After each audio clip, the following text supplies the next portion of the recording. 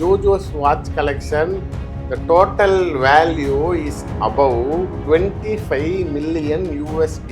இவன் 25 மில்லியன் சொல்றானே, அப்போ யூஎஸ்டி கன்வர்ஷன் போடலாம். கால்குலேட்டரில் போட்டேன், அது ஜீரோக்கள் பத்தலை. அப்புறம் என்ன செய்யறது அமௌண்ட்டை கண்டுபிடிக்கிறதுக்குன்னு சொல்லி சாட் ஜிபிடியில் போயிட்டு convert 250 million US dollars to INR அப்படின்னு சொல்லி போட்டதுக்கப்புறம் தான் வருது 210 கோடி ரூபா. டாஸ்மாக் ஸ்கேம்லேயே என்னையை பிடிச்சாலோ முத்துசாமியை பிடிச்சாலோ உதயநிதியவோ சபரிசனையோ கொண்டுட்டு வர முடியாது. ஆனால் இவங்க 3 பேர்த்த பிடிச்சா அவ்வளோதான், எங்களுக்கு எல்லாமே அவர் தாங்க அப்படின்ட்டுருவாங்க. நான் நவம்பர் டிசம்பரில் துணை முதலமைச்சர் கைது செய்யப்படுவார். முதலமைச்சர் டெல்லிக்கு போகிறதும் பிரதமர்கிட்ட போகிறதும் தமிழ்நாடு உரிமைக்காக, நிதி ஆயோக் மகனின் சும்மா இப்போ சமரசத்துக்காக. உண்மையா என்னை விட பண முதலைகள் இருக்காங்க, அவங்களுக்கு நீங்க பிடிச்சா மாற்றவங்க பல பேர் இருக்காங்க. ஏன்னா அவர் பிஜேபி கிட்ட ஒரு ஒப்புதல் வாக்குமூலம் கொடுத்தப்ப அதுல கொடுத்த லிஸ்ட் தான் இவங்கலாம். உதயநிதியோட இன்ஸ்டாகிராம் பக்கத்துல 98 பேர் தான் ஃபாலோ பண்றாரு. அதுல இவங்க 3 பேரும் இருக்கிறாங்க. இவங்களை இல்லைன்னு சொல்ல முடியுமா? அவருடைய ரகசிய வாழ்க்கை எங்க இருக்கிறாருன்னு வீட்டுல குடும்பத்துல தெரியாதுன்னு சொல்ற இடத்துலாம் கூட இவங்க கூட இருக்கிறாங்க. அப்படி இருக்கிறவங்க செஞ்சதுக்கெல்லாம் நாளைக்கு உங்களுக்கு சம்மந்தம் இல்லை நீங்க எப்படி சொல்ல முடியும்? Green Park Coaching Center, All India First Rank, 720 out of 720. Number of students joined MBBS in 2024, 1951. Green Park Coaching Center. Periyar Maniammai Institute of Science and Technology, Tanjavur. BTech Biotechnology with specialization in computer science and biology. அறுவை சிகிச்சையில் கத்தை என்பது வரலாறு, robotic surgery என்பது இன்றைய கூறு. தங்கம் புற்றுநோய் சிகிச்சை மையம் நாமக்கல் மற்றும் Kanpur. Meenakshi Ammal Dental College and Hospital, Maduravaiyal, Chennai. Ranked number 13 by NIRF. 30,000 சதுரடிக்கு மேலே இடம். நான் அந்த ஃபோட்டோ வைங்க, நீங்கள் சத்தியமாக அது வீடாக ஹோட்டலான்னு கேட்பீங்க. என்ன சார் ஹோட்டல் கட்டிக்கிட்டு நீங்கள் எடுத்துகிட்டு வந்துட்டீங்க. அந்த மாதிரி மேலே ஃபுல்லாக ஸ்விம்மிங் பூல், கடல் பார்த்த மாதிரி. எல்லா நட்சத்திர ஹோட்டல்கள்லையும் எப்படி நாளைக்கு மேலே பார்ட்டி கொண்டாடுறதுக்கு ஸ்விம்மிங் பூல் சரௌண்டிங்கில் உட்காந்து சரக்கு அடிக்கிறதுக்கு என்ஜாய் பண்ணுறதுக்கு ஒரு இடம் இருக்குமோ, அதை வீட்டு மொட்டை மாடியிலே கட்டிக்கிட்டு இருக்காங்க. வீட்டோடைய கட்டட மதிப்பு மட்டும் 300 கோடி. ஜி ஸ்கொயர் உடைய நிழல் முதல் ஓனர் வந்தான், ரத்தீஷ் தான்.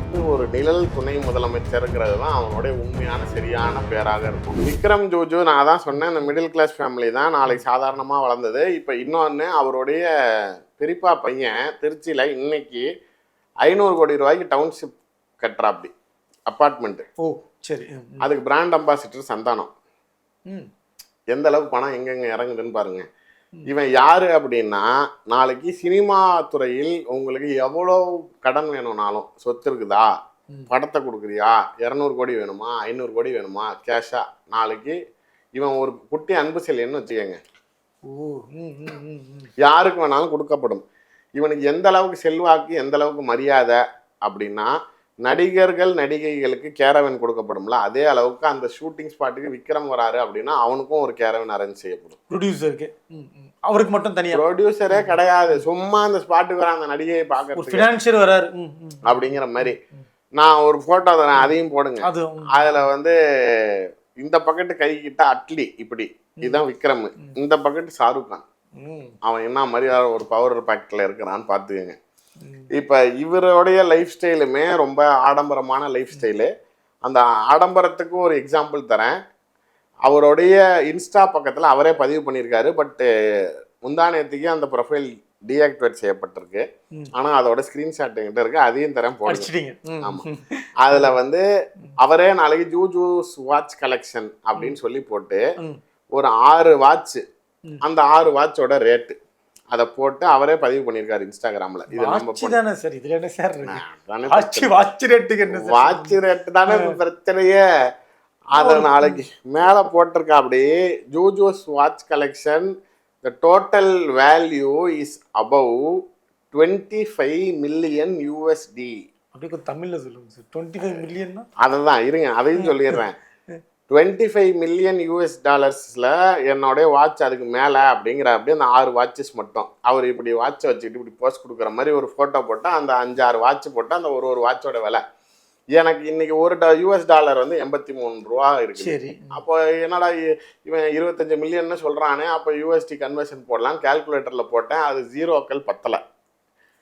அப்புறம் என்ன செய்கிறது அமௌண்ட்டை கண்டுபிடிக்கிறதுக்குன்னு சொல்லி சாட் ஜிபிடியில் போயிட்டு convert 250 million US dollars to INR அப்படின்னு சொல்லி போட்டதுக்கப்புறம் தான் வருது 210 கோடி ரூபா. வாட்ச் மட்டுமே அப்பா. அவரே இன்ஸ்டாகிராம்ல போட்டிருக்காரு.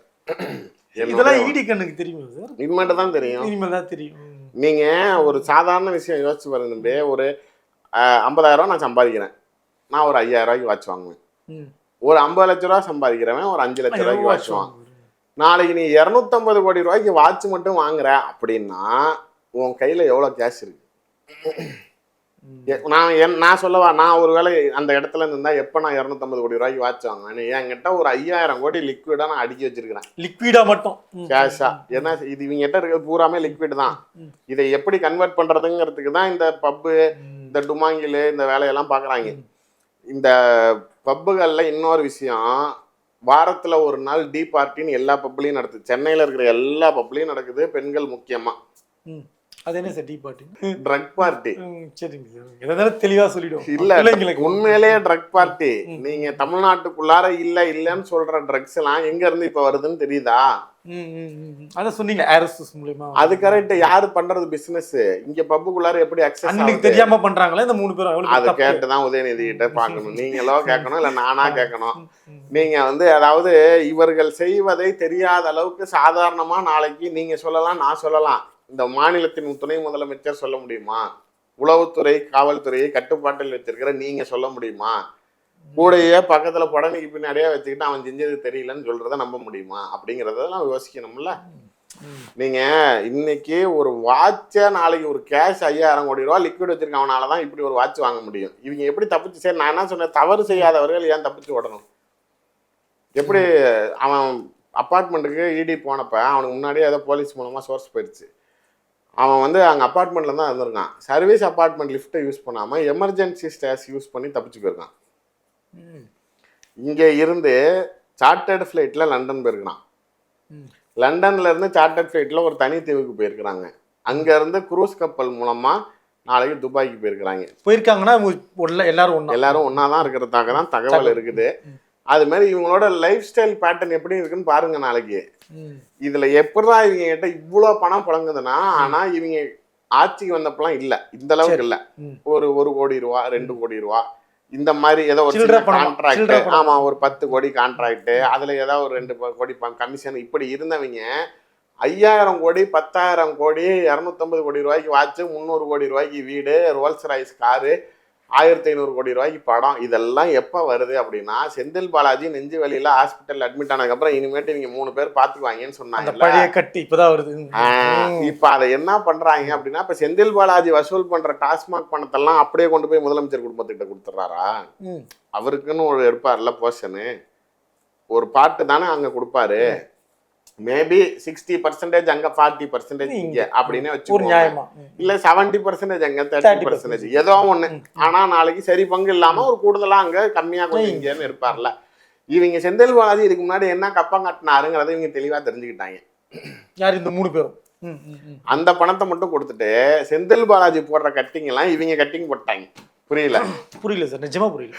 செந்தில் பாலாஜி 70% முதலமைச்சர் குடும்பத்துக்கு கொடுத்துட்டு 30% அமுக்குவார்ல. ஆமா, சரி. இப்ப இவங்க அந்த 70% தான் செந்தில் பாலாஜி கொடுக்குறாரு, ஒரு 200 கோடி மாசம் அப்படின்னு வச்சு அங்க ஒரு அமௌண்ட் பிக்ஸுக்கு இந்த கோடி தான் அவர் கொடுக்குறாரு அப்படின்னு இவங்கிட்ட 400 கோடி வருதுன்னா அவன் 200 கோடி மட்டும் முதலமைச்சர் குடும்பத்துக்கு தள்ளிட்டு செந்தில் பாலாஜி கொடுத்தது மட்டும் கொடுத்துட்டு செந்தில் பாலாஜி அமுக்குற அமௌண்ட்டை இவங்க 3 பேரும் அமுக்கிட்டாங்க.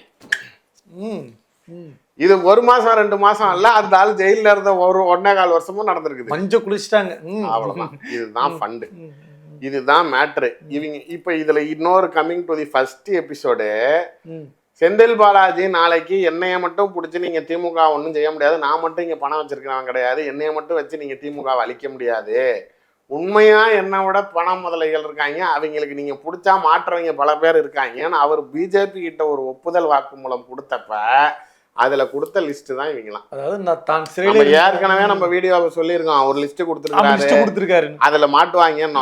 அந்த லிஸ்ட் இது. அடுத்த லிஸ்ட் நான் சொல்லட்டுமா? அண்ணா நகர் கார்த்தி, வாலாடி கார்த்தி, கிஸ்கால் டிஎம்டி பையன் ராஜா, அடுத்த லிஸ்ட். வளைக்கும் முடியாத கம்பி இது இப்ப வளைச்சிருவாங்க. இப்ப இந்த ரவுண்ட முடிச்சுட்டு அடுத்த ரவுண்ட், அடுத்தது இந்த ரவுண்ட். அதுவும் இந்த லிஸ்ட் கொடுத்துருக்காரு. எல்லாமே இதெல்லாம் இப்ப ஒரு வேலை நேரு குற்றம் செய்தது நிரூபிக்கப்படுது. பொன்முடி நிரூபிக்கப்பட்டப்போ என்ன செஞ்சீங்க? நாளைக்கு நான் யோகிதமாக தான் ஆட்சி நடத்தினேன், இவன் என்னத்தையோ பண்ணி தொலைஞ்சிட்டான், இவன் பண்ணதே எனக்கு தெரியாது அப்பயும் கூட்டாட்சி தத்துவத்துக்கு எதிரானது அப்படின்னு சொல்லுவீங்க. ம். நாளைக்கு அதாவது பல மற்ற அமைச்சர்கள் மேல குற்றச்சாட்டு வந்துச்சுன்னா அது அவர் தனிப்பட்ட முறையில செஞ்சது அப்படின்னு அழகா கலந்துக்கிறீங்க. ம், ம், ம். நாளைக்கு அதுல நீங்களும் இன்வால்வ்டுன்னு காட்டிக்க மாட்டேங்கிறீங்க. பையனுக்கு ஒண்ணுங்கிறப்ப நீங்க அப்படி கலந்துக்க முடியுமா? இப்ப இவங்க யாருமே வேற தனித்தனி கான்டாக்ட் கிடையாது. நீங்க அவ்வளவும் உதயநிதி பல துணை முதலமைச்சர்களாய் பல மாவட்டங்களில் அரசு ஆய்வுக்கு போனப்ப கூட ரத்தீஷை கூட கூப்பிட்டு போயிருக்கிறாரு. ம். அவங்களுக்கு தெரிலன்னு சொல்லுவீங்களா? உதயநிதியோட இன்ஸ்டாகிராம் பக்கத்துல 98 பேர் தான் ஃபாலோ பண்றாரு. ம். அதுல இவங்க 3 பேரும் இருக்கிறாங்க. இவங்களை இல்லைன்னு சொல்ல முடியுமா? ம். இவங்க குடும்பத்துல இருக்கிறவங்க எல்லாரு கூடயும் இவங்க நெருக்கமா எடுத்த போட்டோக்கள் இருக்குது, இல்லைன்னு சொல்ல முடியுமா? அந்நியார் உட்பட எல்லாரு கூடயும். அப்படி இருக்கிறப்ப இவங்க இல்லாத பார்ட்டிஸ் இல்லை, இவங்க இல்லாத ஃபங்க்ஷன் இல்லை. அவருடைய ரகசிய வாழ்க்கையை எங்க இருக்கிறாருன்னு வீட்டுல குடும்பத்துல தெரியாதுன்னு சொல்ற இடத்துலலாம் கூட இவங்க கூட இருக்கிறாங்க. ம், ம். அப்படி இருக்கிறவங்க செஞ்சதுக்கெல்லாம் நாளைக்கு உங்களுக்கு சம்மந்தம் இல்லை நீங்க எப்படி சொல்ல முடியும்? இன்னொன்னு சொல்றேன், இவங்க 3 பேரும் எனக்கு பழக்கமான கேரக்டருங்கிறதுனால இந்த 3 பேரையும் நீங்க தூக்குனீங்க அப்படின்னா அவங்க கன்ஃபெஷன் கொடுத்துரும். இவங்க சுபாவம், இவங்க ஃபைட் பண்ற ஆளோ இல்லை தபாய்க்கிற ஆளோ இல்லை இவருக்காக உண்மையா நாளைக்கு இருக்கிற ஆட்களோ கிடையாது. இவங்கெல்லாம் வந்து அதிகபட்சம் இவங்களுக்கு ஏஜ் என்ன இருக்கும்னு நினைக்கிறீங்க? அரௌண்ட் 25 to 28 தான் 3 பேருக்குமே. இளைஞரணி, நிஜமான இளைஞரணி தான். ஆமா, இதுதான் உண்மையான இளைஞரணி. இதுக்கு தான் உருவாக்கி இருக்கிறீங்க. ம், ம். இவங்களால நாளைக்கு எவ்வளவு சீர்கேடுகள் ஏற்படுது பாருங்க. எத்தனை பார் அனுமதிகள் வந்திருக்குது, போதைப் பொருட் கலாச்சாரங்கள் உள்ள வந்திருக்குது, கண்ணாம்னான்னு பணம் புழங்குது, நடிகைகளுக்கு காசு. அதாவது இந்த அருணாச்சலம் படம் பார்த்துருக்கீங்களா? பாத்துருங்க சார், ரஜினி சார். அதுல அந்த 30 நாள்ல 3000 கோடி செலவு பண்ணு அப்படின்னு 30 கோடி. ஆமா, அது எவ்வளோ என்னென்ன வேலை பார்ப்பான்னு பார்த்துருக்கீங்களா? ஒண்ணு அரசியல் கட்சி ஆரம்பம், சூதாட்டம். அது இங்க ஒண்ணு அரசியல் கட்சி நடத்துது. இப்ப சூதாட்டத்துக்கு அடுத்தது இந்த ஆரம்பிச்சிட்டாங்க பப்புக்கு. அப்புறம் சினிமா இப்ப அடுத்து சினிமால அன்றே கணித்தார் சுந்தர்சி. ஆமா, இப்ப அரசியல் சினிமால போட்டுக்கிட்டு இருக்காங்க. அதுக்கப்புறம் ஆடம்பர வாழ்க்கை, ஊர்ல இருக்க எல்லாத்தையும் கொண்டாந்து ஸ்டார் ஹோட்டல்ல வந்து நீச்சல் இப்ப அதே ஆடம்பர வாழ்க்கை. இப்ப எங்கெங்கெல்லாம் இந்த கருப்பு பணம் செலவு பண்ணுன்னு சொன்னதை வச்சுக்கிட்டு என்ன செய்யறதுன்னு தெரியாம இதெல்லாம் செலவு பண்ணுமே அப்படின்னு பண்றாங்க. இதை நாளைக்கு இவங்க மேல இடத்துல ஏன் கணக்கு இதெல்லாம் எங்க என் காசு கணக்குல வரலையேன்னு கேட்க முடியாது. ஏன்னா செந்தில் பாலாஜி சம்பாரிச்சு டம்ப் பண்ணிட்டு, நீங்க அவரை பாத்துருக்கீங்களா? 1500 ரூபா டைட்டன் வாட்ச், அரைக்கை சட்டை, அதுவும் இப்படி சுருங்கி இருக்கும். பாவம் ஏன் 10வது சட்டை போட்டிருக்காரு நம்ம கேட்கற அளவுக்கு இருப்பாரு. சாதாரண ஒரு சாரதி வேட்டி, ஒரே ஒரு 750 ரூபா பேரகான் செருப்பு. அதுவும் அவர் பழைய இனோவா கார், இருக்கிறதுலே 15 வருஷம் இனோவா கார் தான் யூஸ் பண்ணுவார் அமைச்சரா இருக்கிறப்ப கூட. பாவம் போறப்பா அவர் கையில் ஒரு 50 ரூபா கொடுத்துடுங்கடா அப்படின்னு சொல்ற அளவுக்கு தான் இருப்பார். அவ்வளோ கோடி சொத்து வச்சிருக்காங்கிறத வெளில காட்டிக்கவே மாட்டாரு. எப்போ தேவையோ அப்போ மட்டும்தான் எடுப்பாரு.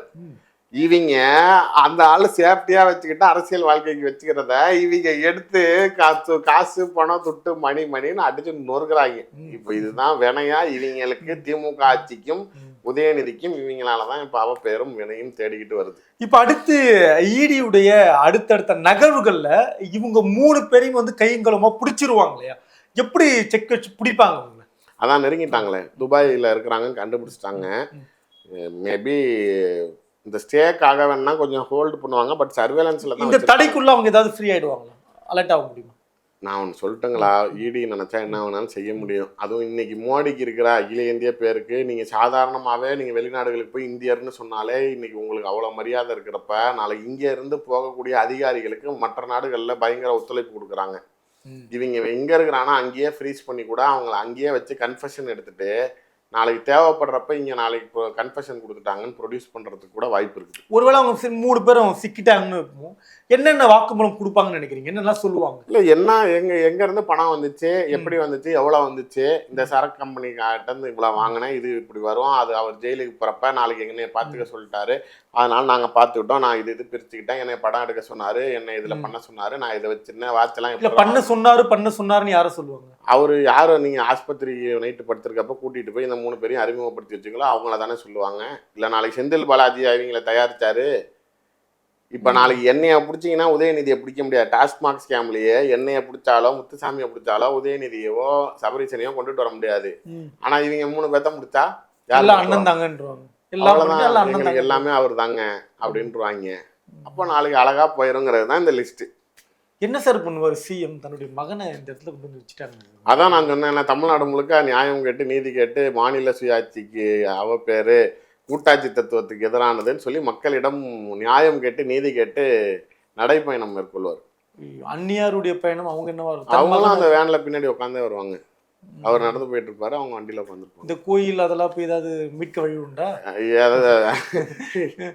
அங்க இருக்கிறதே போய் ஏதாவது நீங்க தூக்கிட்டு வராம இருந்தா சரிங்கிற மாதிரி. துர்காம்மா கோயிலுக்கு போறாங்கல்ல, அங்க அவங்களுடைய வரவேற்பு சொல்றேன். அங்க இருக்கக்கூடிய HRNC ஆபீசர்ஸுங்க அவங்களுக்கு தங்கத்துல சொம்பு, அந்த தேங்காய் வச்சு இந்த இலைகள்லாம் வச்சு கொடுப்பாங்கல்ல, நம்மளுக்கெல்லாம் பித்தளை சொம்பு, அடி வாங்கின சொம்பு, அதுவும் அடி வாங்கின சொம்பு, சொம்பே கொடுக்க மாட்டாங்க. சரி.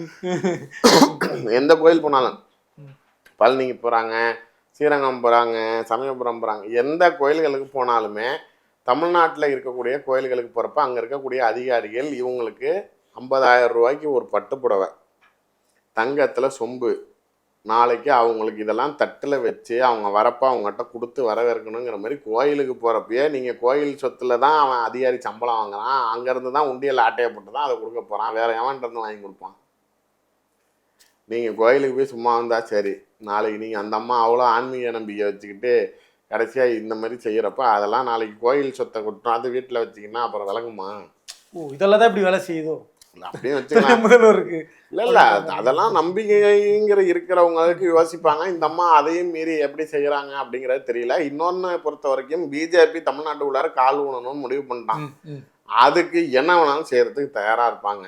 நாளைக்கு இது இன்னொரு தகவல் சொன்னோம்னா 4 மாநிலத்துடைய பொறுப்பாளராக அமித்ஷா நேரடியாக இருக்கிறார். ஒன்று கர்நாடகா, இன்னொன்று தெலுங்கானா, இன்னொன்று தமிழ்நாடு, இன்னொன்று கேரளா. கர்நாடகாவும் DK சிவகுமார் ஏக்நாத் சிண்டேவாக உருவாவார். ஏன்னா அமித்ஷா கட்டுப்பாட்டில் இருக்கார். ஏன்னா காங்கிரஸ் 2.5 வருஷம் நீ சிஎம்ஆர், 2.5 வருஷம் அவர் சிஎம்ஆர் இருக்கட்டும்னாங்க. 2.5 வருஷம் முடிஞ்சு, ஆனால் திரும்பி DK சிவகுமாருக்கு கொடுக்கறதுக்கு தயாராக இல்லை. அந்த அதிருப்தியில் அவர் நாளைக்கு காங்கிரஸ் ஆட்சியை கவுத்துட்டு அங்கே அவருக்கு ஆதரவு சட்டமன்ற உறுப்பினர்களோட பிஜேபி பக்கத்து வரத்துக்கு தயாராகிட்டார். தெலுங்கானால ரேவந்த் ரெட்டி சிஎம் ஆயிருக்கிறாரே தவிர அவருக்கு ஃபினான்சியல் சப்போர்ட் பண்ணது எல்லாமே DK சிவகுமார். தெலுங்கானாலையும் DK சிவகுமாரோட ஆதரவு எம்எல்ஏக்கள் இருக்கிறாங்க. அதனால அங்கேயும் ஆட்சியை கவிழ்ப்பதற்கு DK சிவகுமார் தயாராக இருக்கிறார். ஸோ இப்போ இந்த 4 ஸ்டேட்ல 2 ஸ்டேட்டு க்ளோஸ் பண்ணியாச்சு, பிளான் பண்ணியாச்சு. தமிழ்நாட்டில் இப்போ அடுத்தது வேலை பார்த்துக்கிட்டு இருக்கோம். ஒருத்தன் இப்போ முடியவே முடியாதுன்னா அவனை மிரட்டி அழைத்து வரப்படவில்லை இழுத்து வரப்பட்டிருக்கிறேங்கிற மாதிரி இப்போ எடப்பாடியை கையில் வச்சு இது மூலம் முடிச்சாச்சு. இப்போ அடுத்தது உங்களே க்ளோஸ் பண்ணி ஆகணும்.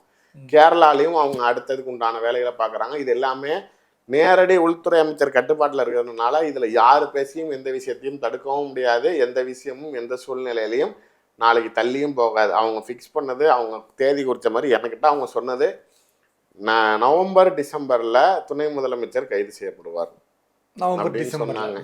அதனால அதற்கு முன்னாடி அவங்களுக்கு நிறைய வழிகள் இருக்குங்க. அதாவது நீங்க என்ன இதுல மட்டும்தான் வாங்கினேன், மற்றதுலலாம் நான் எங்க வாங்கினேன். இன்னைக்கு அவங்க பொங்கல் கொண்டாட ஆரம்பிச்சிட்டாங்க இது ஒரு நாள்லயே.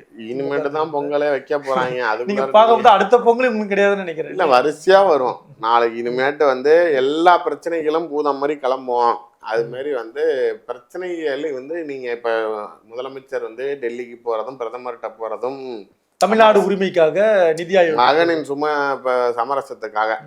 நாளைக்கு செந்தில் பாலாஜி ஜாமீனுக்கு வர்றதுக்கு முன்னாடி டெல்லிக்கு போயிட்டு வந்தார் PM பார்க்க. நாளைக்கு உதயநிதிக்கு ஒரு பிரச்சனை வந்துச்சு, அப்பயும் டெல்லிக்கு போயிட்டு வந்தாரு. திரும்பி அதுக்கப்புறம் அதை சமரசப்படுத்துறதுக்கு டெல்லிக்கு உதயநிதி போய் பிரைம் மினிஸ்டரை பார்த்துட்டு வந்தாரு. சரி, அது ஒரு சிக்கல். என்ன சார், என்ன சமரசம் பண்ணுவாங்க சார்? போயிட்டு என்ன சொல்லுவாரு? என்ன சொல்லுவாங்க, நாளைக்கு இதுக்கு மேல எதுவும் ஐயோ இதுமேட்டு எதுவும் நடக்காது, தெரியாம நடந்துருச்சு, இல்ல பாத்துக்கிறேன், இல்லப்பா என்ன செய்யணும் என்ன ஏது அப்படின்னு சொல்லி, இல்ல இதை மட்டும் விட்டுருங்க அப்படின்னு சொல்லி தான் சரண்டர் ஆவாங்க. அப்ப இது கல்விக்கான நிதி, இந்த 100 நாள் வேலை திட்டம் நீங்க தான் எத்தனை கோடி கொடுத்தாலும் வேணாம் நீங்களே. அப்புறம் இப்ப மட்டும் என்ன, நீங்க நாளைக்கு மும்மொழி கொள்கையை திணிக்கிறீங்க, அதனால நீங்க எத்தனை கோடி கொடுத்தாலும் வேணான்னு 2000 கோடியை வேணான்னு சொல்லி அன்பில் மகேஷ் 50,000 கோடி சும்மா தூக்கி கொடுத்தீங்க சட்டசபையில. அப்பாடா அவனாச்சும் கொடுத்தா 2000 கோடியோட 50,000 கோடி கொடுத்தாரு அப்படின்னா ரைட்டு. இன்னைக்கு அங்க ஒரு 4 பில்டிங் வாங்கிட வேண்டியதான், இங்க ஒரு இடத்துல பண்ணிட வேண்டியதான் அவரை கணக்கு பண்ண விட்டீங்க. இல்ல அதுக்கு தான் போறாங்க. என்ன ஒரு சிம்பிளான லாஜிக் யோசிச்சு பாருங்க. தமிழ்நாட்டுக்குள்ளார நடக்கக்கூடிய எந்த மாற்றங்கள், முக்கியமான விஷயங்கள் எதுவாக இருந்தாலும் நாளைக்கு போய் ஏதோ ஒன்று சந்திச்சுட்டு வந்ததுக்கு அப்புறம் உடனே ஒன்று நடக்கும். அதுதான் செந்தில் பாலாஜி வெளில அந்த புறத்துக்கு முந்தின நாள் கூட முதலமைச்சர் போய் மோடியை பார்த்துட்டு வந்ததுக்கு அப்புறம் தான் அடுத்த நாள் இவர் வெளில வராது. அது மாதிரி இப்பயும் அதுக்கு தான் போறாங்க. ஆனால் அந்த சமரசம் எட்டாது. ஏன் பையனை விட்டுருங்க அப்படிங்குவாங்க. இன்னொன்று பாஜக சபரீசன் கனிமொழி மேல எந்த கையும் வைக்க மாட்டாங்க, அதுக்கு உண்டான உத்தரவாதத்தை கொடுத்துட்டாங்க. கனிமொழி வந்து முழுமையா பாஜக ஆதரவோட இருக்கிறாங்க. சபரீசனுக்கும் நல்ல பிஜேபி லாபி இருக்குது. ஆட்சி அதிகாரத்தை பிஜேபியோட திட்டத்தின்படி 2026 ஆட்சி அதிகாரத்தை திமுக இழந்த பிறகு இன்னைக்கு அதிமுக படும் அதே அவல நிலைக்கு கட்சியை பிளவுபடுத்துவதற்கு பாஜக திமுகவை தயார்படுத்தி கொண்டிருக்கிறது கனிமொழி மூலம்.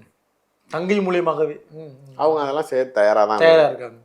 2 பேருமே வெளிநாட்டுல இருந்துகிட்டு இங்க உதயநிதி படும் பாட்டை அவங்க வந்து மகிழ்ச்சியுடன் வரவேற்றுக் கொண்டிருக்கிறார்கள். தொடர்ந்து இந்த மாதிரியான நபர்கள் வந்து குற்ற பின்னணியில் சிக்கிற பொழுது கட்சியில் இருக்கக்கூடிய மற்ற நிர்வாகிகள் பொறுப்பாளர்கள் வந்து இதை எப்படி கவனிப்பாங்க?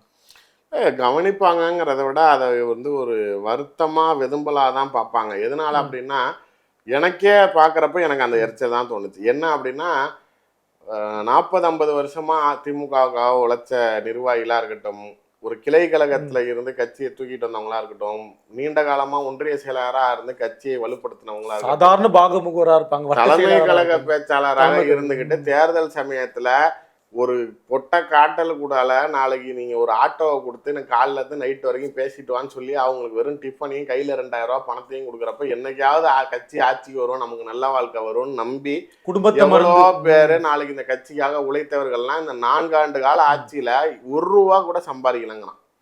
அவங்கெல்லாம் எதிர்பார்ப்பது ஒன்றும் பெரிய விஷயங்கள் கிடையாது. ஒரு நர்ஸு டிரான்ஸ்ஃபரு, நாளைக்கு மா சுப்பிரமணியம் அவருடைய ஆஃபீஸ் டோர்லேயே ஒட்டி வச்சிருக்காரு, நர்ஸு டிரான்ஸ்ஃபர், நர்ஸ் போஸ்டிங்காக யாருமே அலுவலகத்தில் வந்து சந்திக்கக்கூடாது உங்களால். ஏன்னா அவர் பார்ப்பதெல்லாம் கோடிக்கணக்கில் மருந்து ஊழல், டாக்டர் டிரான்ஸ்ஃபரு, இந்த மாதிரி பெரிய அமௌண்ட், இதெல்லாம் அந்த 2 லட்சம் 3 லட்சத்துக்கெல்லாம் என்னை வந்து பார்க்காத.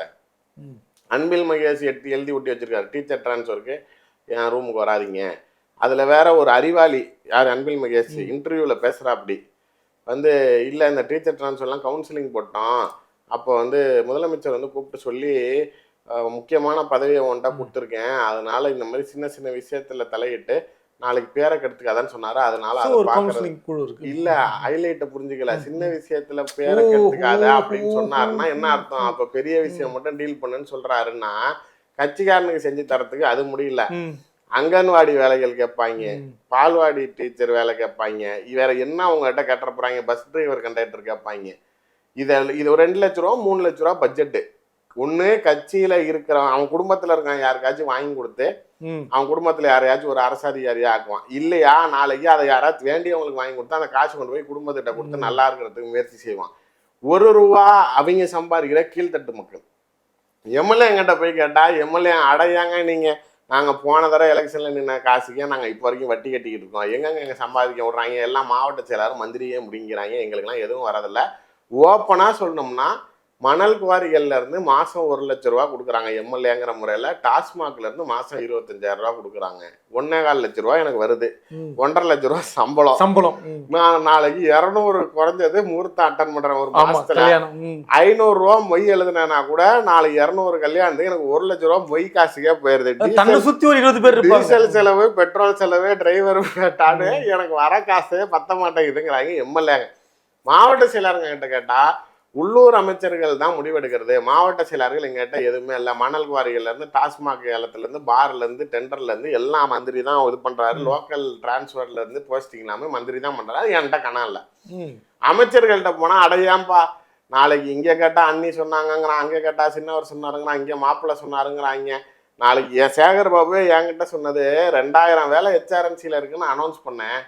உடனே அண்ணி வந்து 2000 பேருக்கும் லிஸ்ட் கொடுக்குறாங்க. அப்படிங்கிறப்ப அமைச்சர்களும் எங்களால முதலமைச்சர் குடும்பத்தை மீறி எதுவும் செய்ய முடியல, எங்க கிட்ட சம்பாதிக்கிறதுக்கு ஒன்றும் இல்லை. சீனியர் லீடர்ஸ் துரைமுருகன் இந்த மாதிரி ஒரு சில பேர் மட்டும் சம்பாதிச்சிருக்காங்களே தவிர மற்றபடி 90% நாளைக்கு இந்த கட்சியில அனுபவிக்கவே இல்லை. இந்த டாப் டெக் இந்த ஃபேமிலி மட்டும்தான் அனுபவிச்சுக்கிட்டே இருக்கிறப்ப அதுலயும் நீங்க சம்பாரிச்சு இந்த மாதிரியான பொறுக்கி பயிர்கிட்ட கொடுத்து இவ்வளோ ஆடம்பர செலவு வாழ்க்கையில இவங்க வாழ வைக்கிறதுக்காக இந்த கட்சியில இருக்கிற திமுக காரங்கெல்லாம் உண்மையா ரத்தம் சிந்தி உங்களை ஆட்சியில் அமைத்து உங்களை நாளைக்கு முதலமைச்சர் ஆக்கணுமாங்கிற எரிச்சலும் கோபமும் தான் எனக்கு வர மாதிரி தான் மற்ற தொண்டர்களுக்கும் வரும். நாளைக்கு தேர்தல் செலவுக்கு என்ன பண்ணுவாங்க இந்த சட்டமன்ற உறுப்பினர்லாம்? என்ன செய்ய முடியும், திரும்பி கடன் தான் வாங்கணும், வேற என்ன செய்ய முடியும். ஆளுங்கட்சியில இருந்தப்ப நாளைக்கு இப்ப கூவத்தூர்ல இருந்து நாளைக்கு எடப்பாடி பணம் கொடுக்க ஆரம்பிச்சாரு, ஓட்டு போடுறதுக்கு ஒரு எம்எல்ஏக்கு 2 கோடி ரூபாய் கொடுத்தாரு. இப்ப கூட ஸ்வீட் பாக்ஸ் கொடுத்துருக்காரு. அதான் இப்ப அதான் சொல்ல வந்தேன், அன்னைக்கு ஆரம்பிச்சு இப்ப வரைக்கும் இந்த பிரச்சனைகள் எல்லாம் சலசலப்பு வந்து இவங்க எல்லாம் எம்எல்ஏங்க ட்ரிப்ட் அடிக்கிறதுக்கு சசிகலா மாட்டேன் ஸ்வீட் பாக்ஸ் வந்துச்சுன்னா அந்த அம்மா 1 கோடி ரூபாய் ஸ்வீட் பாக்ஸ் கொடுத்துச்சு, இவர் 2 கோடி ரூபாய் திரும்பி கொடுத்து எல்லா எம்எல்ஏகளுக்கும் பணம் கொடுத்து வச்சிருக்காரு. எதிர்கட்சியா இருக்கிறப்பயே நீங்க ஆளுங்கட்சியா இருக்கிறப்ப கூட உங்ககிட்ட இருக்கிற சட்டமன்ற உறுப்பினர்களை கண்டுக்காம இருக்கிறப்ப நாளைக்கு தன் குடும்பம் நமக்கு மட்டும் சொத்து சேர்க்கணும், நம்ம வெளிநாடுகள்ல சொத்து வாங்கணும், நாளைக்கு நீ எக்கேடு கட்டு போனா என்ன. எங்க அப்பாவே சொல்லுவார், திமுகவை பொறுத்த வரைக்கும் ஃப்ளைட் ஏறி டேக் ஆஃப் ஆன மாதிரி ஆளுங்கட்சி ஆனவானு அப்படி மேலே பறந்துக்கிட்டே கீழே நம்மளையெல்லாம் பூச்சி புட்டு மாதிரி பார்ப்பாங்க. எப்போ அவங்க லேண்ட் ஆவாங்கன்னா அடுத்த எலெக்ஷன் வரப்போ தான் லேண்ட் ஆவாங்க. அப்போதான் வந்துட்டு என்னடா பொங்காலே நல்லா இருக்கியா அப்படிங்குவாங்க. அது வரைக்கும் இவங்க ஏர்லியாக தான் இருப்பாங்க அப்படிங்குவாரு. அந்த மாதிரி தான் அவங்களோட நடவடிக்கைகள் இருக்கு. தொடர்ந்து பேசலாம் தான். நன்றி sir. Green Park Coaching Center, All India first rank, 720 out of 720. Number of students joined MBBS in 2024, 1951. Green Park Coaching Center. Periyar Maniammai Institute of Science and Technology, Tanjavur. BTech Biotechnology with specialization in computer science and biology. அறுவை சிகிச்சையில் கத்தை என்பது வரலாறு, robotic surgery என்பது இன்றைய கூறு. தங்கம் புற்றுநோய் சிகிச்சை மையம், நாமக்கல் மற்றும் Kanpur. Meenakshi Ammal Dental College and Hospital, Maduravaiyal, Chennai. Ranked number 13 by NIRF.